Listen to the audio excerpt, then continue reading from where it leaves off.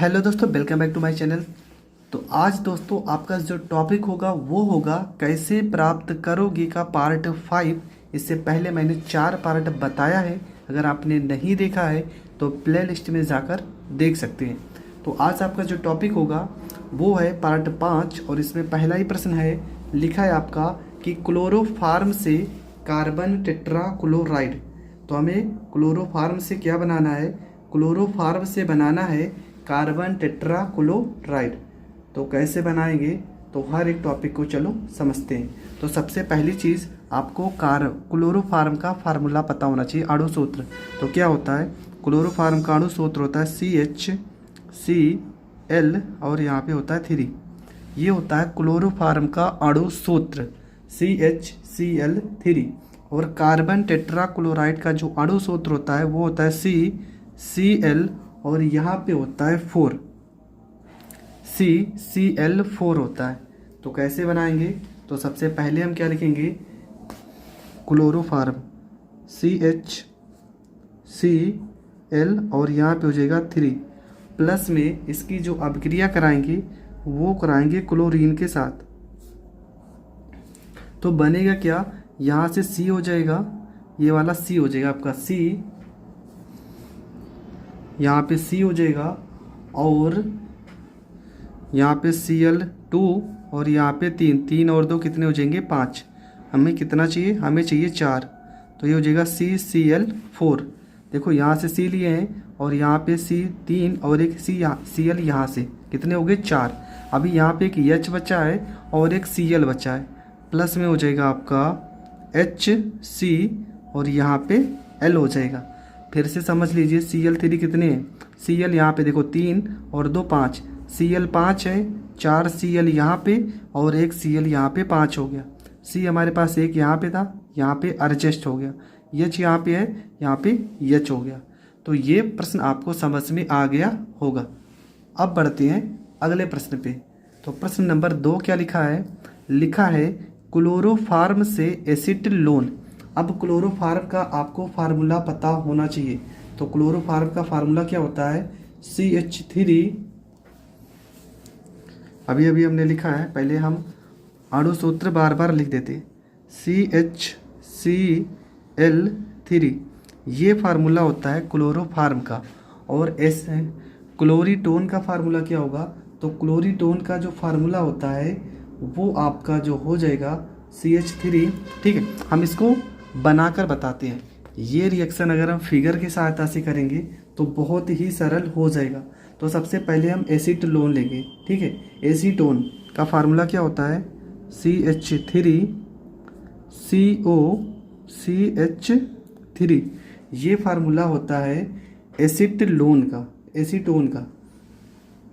CH3COCH3। तो इसको हम कैसे लिखेंगे? हम इसको इस तरह से लिख सकते हैं। CH3 सिंगल बांड C, यहाँ पे CH3 हो जाएगा, यहाँ पे डबल बांड हो जाएगा O। देखो CH3 कितने? 2 अणु थे, तो 2 अणु हो गए। ऑक्सीजन की संयोजकता हमेशा 2 बांड के साथ दर्शाएंगे और इसका अभिक्रिया कराएंगे किसके साथ? CHCl3 के साथ। CHCl3 को हम कैसे लिखेंगे? हम इस तरह से लिख सकते हैं HCCl3। इस तरह से हम लिख देंगे। ठीक है, देखो यहाँ पे CH लिखा है तो वहाँ पे CH बस हम आगे पीछे किए हैं। आप इस तरह से लिख सकते हो, इसमें कोई आपका गलत नहीं होगा। तो बनेगा क्या ये देखते हैं। यहाँ पे C है ना, तो यहाँ पे C को लिख देंगे और यहाँ पे क्या था? CH3 था, तो ये हो जाएगा CH3 और यहाँ पे भी हो जाएगा आपका CH3 हो जाएगा। और यहाँ पे देखेंगे ये वाला O ये CH के साथ जुड़ जाएगा तो OH हो जाएगा। और यहाँ पे क्या बचा? CCl3, ये आपका अलग हो जाएगा CCl और यहाँ पे हो जाएगा आपका 3। और ये फार्मूला किसका है? अणु सूत्र। तो ये अणु सूत्र है क्लोरीटोन का। किसका अणु सूत्र है? क्लोरीटोन का अणु सूत्र है। तो इसको अगर हम स्ट्रक्चर की सहायता से बनाएंगे तो थोड़ा इजी हो जाएगा और वैसे करेंगे तो थोड़ा लेंथी हो जाएगा। इस तरह से करने से हमें याद भी हो जाता है। सिंपल सा था। यहाँ पे जो C के साथ कितना बांड है? देखो 1 बांड 2 बांड, एक बांड के साथ OH को लगा देंगे और दूसरे बांड के साथ CCl3 को लगा देंगे और ये आपका बन जाएगा क्लोरीटोन। तो ये रिएक्शन भी बहुत सरल तरीके से आपको समझ में आ गया होगा। अगला जो रिएक्शन है इसमें लिखा है क्लोरोफार्म से एसिटिलीन। ठीक है, हमें बनाना क्या है, क्लोरोफार्म से एसिटिलीन बनाना है।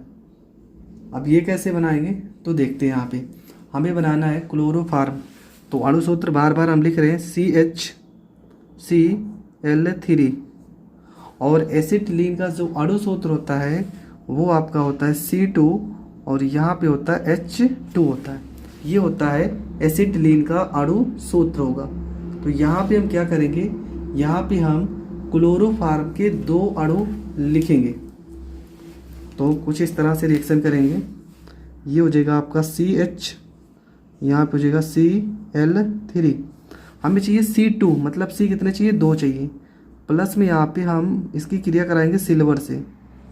हम इसको इस तरह से भी लिख सकते हैं, प्लस में Cl3 और यहाँ पे CH, इस तरह से लिख सकते हैं। ठीक है, इस तरह से लिखने में आपको कोई दिक्कत नहीं होना चाहिए, आगे पीछे आप लिख सकते हो।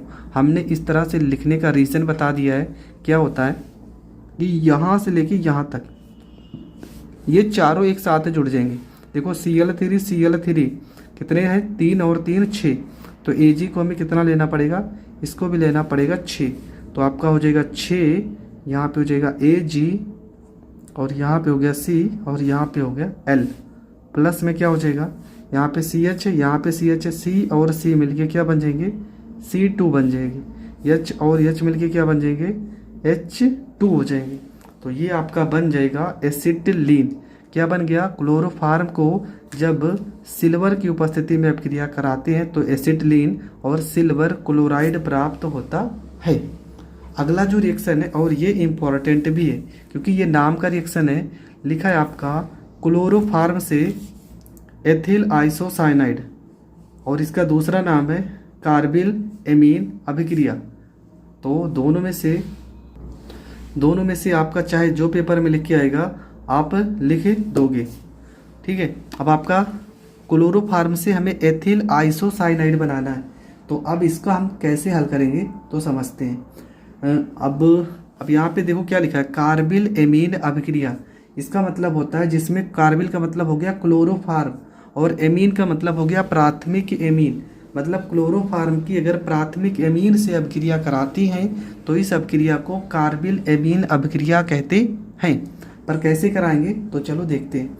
यहाँ पे प्राथमिक एमीन हम क्या ले लेते हैं, तो पूरा रिएक्शन हम करके आपको बता रहे हैं। सबसे पहले हम प्राथमिक एमीन में C2H5 और एमीन के लिए हम NH2 लगाते हैं। NH2 अगर लगाएंगे तो आप समझ जाना कि एमीन है, और C2H5 ये आपका प्राथमिक हो गया। प्लस में इसकी अभिक्रिया किसके साथ कराएंगे, क्लोरोफार्म के साथ CHCl3। प्लस में आपका क्या रहता है, एल्कोहलिक। ठीक है, एल्कोहलिक KOH रहेगा, KOH। तो चलो इसका अभिक्रिया कराते हैं। अब यहाँ पे क्या होगा तो समझते हैं। हमें क्या बनाना है, हमें बनाना है एथिल आइसोसाइनाइड। अब एथिल आइसोसाइनाइड का फार्मूला क्या होता है, फार्मूला होता है C2H5NC। देखो यहाँ पर एथिल लिखा है ना, तो एथिल के लिए हो जाएगा C2H5 और आइसोसाइनाइड के लिए जो फार्मूला होता है वो यहाँ पे NC होता है। अगर यहाँ पे CN लिखा होता तो साइनाइड पढ़ते, पर NC लिखा है तो आइसोसाइनाइड पढ़ेंगे। तो ये हो गया तुम्हारा एथिल आइसोसाइनाइड तो बन गया। और क्या क्या बनेगा साथ में, तो यहाँ पे प्लस, यहाँ पे देखो K के साथ क्या बन जाएगा, Cl3। ये K किसके साथ आ जाएगा, Cl3 के साथ। पर यहाँ पर K तो अकेला है ना, तो यहाँ पे हम क्या करेंगे, 3 से करेंगे गुणा। तो यहाँ पे हो जाएगा 3KC और यहाँ पे L, मतलब ये Cl3 और ये K की कहानी होगी ख़त्म। अब हमारे पास क्या क्या बचे हैं, हमारे पास बचा है जल, बचा है। जल के कितने अणु बचे हैं ये हमें देखना है। ठीक है, हमारे यहाँ पे N भी ख़त्म हो गया था और हमने यहाँ पे C भी ख़त्म हो गया है। H कितने हैं, यहाँ पे 2 और एक 3 और 3 यहाँ पे 6। प्लस में आपका बन जाएगा, यहाँ पे लिख दे रहे हैं 3H2O। तो आपका जल ही बनेगा। ठीक है, क्या बनेगा, जल बनेगा। तो इसमें भी आपको समझ में आ गया होगा ये रिएक्शन कि हमने क्या क्या बनाया है। और एथिल आइसोसाइनाइड जो होता है वो दम घोटने वाली गैस होती है, ठीक है। ये आपके क्या है, ये आपका है एथिल एमीन, ये क्या है क्लोरोफार्म, ये पोटेशियम हाइड्रोक्साइड, ये क्या है एथिल आइसोसाइनाइड। KCl को पोटेशियम क्लोराइड और 3H2O को जल कहते हैं। और ये आपका दम घोटने वाली गैस है, ठीक है, दम घोटने वाली गैस है, दम घोटने वाली गैस है। इसके बाद आपका लास्ट जो आता है वो क्या आएगा, मेथिल आयोडाइड से मेथिल एल्कोहल। कैसे बनाएंगे, देखो बहुत ही सिंपल है। क्या है आपका मेथिल आयोडाइड है, और मेथिल आयोडाइड का जो अणु सूत्र हो जाएगा वो हो जाएगा आपका CHI।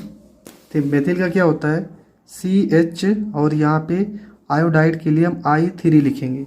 CHI3 का अगर हम KOH कैसा होना चाहिए, जलीय होना चाहिए। जलीय KOH के साथ अभिक्रिया कराते हैं तब क्या बन के आएगा, तो यहाँ पे CH और यहाँ पे क्या बनना चाहिए, मेथिल एल्कोहल बनना चाहिए। तो मेथिल एल्कोहल कैसे बनेगा, फार्मूला क्या होता है मेथिल एल्कोहल का, तो ये हो जाएगा आपका मेथिल, यहाँ पे CH3 होना चाहिए, ठीक है, CH3I3 होना चाहिए। ये हो जाएगा आपका यहाँ पे हो जाएगा CH3 हो जाएगा, यहाँ पे OH लिखा है, यहाँ पे OH हो जाएगा।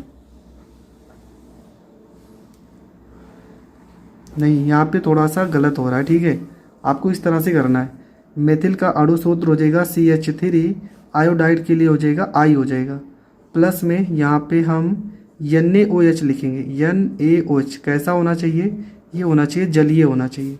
अगर इसका रिएक्शन कराएंगे तो Na जुड़ जाएगा इसके साथ Na, और यहाँ पे हो जाएगा I, प्लस में क्या बनेगा CH3, और यहाँ पे हो जाएगा OH, और CH3OH को हम क्या कहेंगे, मेथिल एल्कोहल। तो मेथिल आयोडाइड की जलीय सोडियम हाइड्रोक्साइड से अभिक्रिया कराने पर मेथिल एल्कोहल और सोडियम आयोडाइड प्राप्त होता है। तो ये 5 रिएक्शन हमने बताई हैं। आई होप आपको बहुत अच्छे से समझ में आया होगा।